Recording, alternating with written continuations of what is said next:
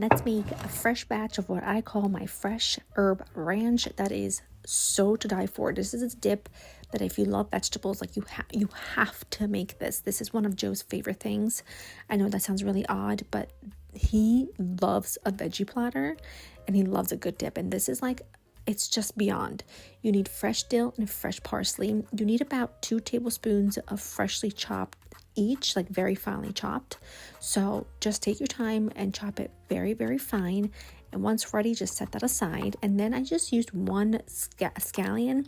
I also like to use chives, but for whatever reason, every time I buy chives these days, they're all bad. Like the packet is all bad. So I just been using scallions and it works really well. Just use 1 of them because I want a subtle onion of taste, not too strong.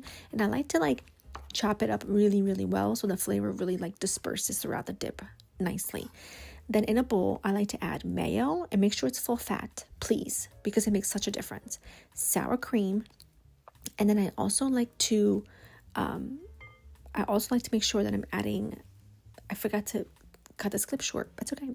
I also like to add my buttermilk. Now, if you want it runnier, add a bit more buttermilk. I don't like it too runny. I like it quite thick, so I only like to add about a quarter of a cup. Take a clove of garlic and grate it. It's a small clove, I do a whole one. If it's a big clove, I do half. Then take your herbs, pop them right in, and then a really good pinch of salt because this makes the flavors really bloom, and a pinch of ground black pepper. Give everything a really good stir, and this is really best if you can pop it into the fridge for about an hour.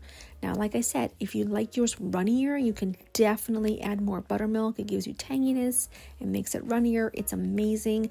I like it thick, so I just pop it into the fridge for a bit until it kind of all sets and all the flavors get to know each other, and it's spectacular. I just use whatever veggies were in my fridge that I typically have on hand, and I made a tiny little platter for us to have as a before dinner snack, and it was beyond. Okay, this is so delicious. You will love it, and it would also make a great sandwich spread because you make your own rules. If you want to use this as a sandwich spread, do it. Recipe in the description for you. Make this. It's perfect for Easter. If you're having people over, it's just so good. You will love it.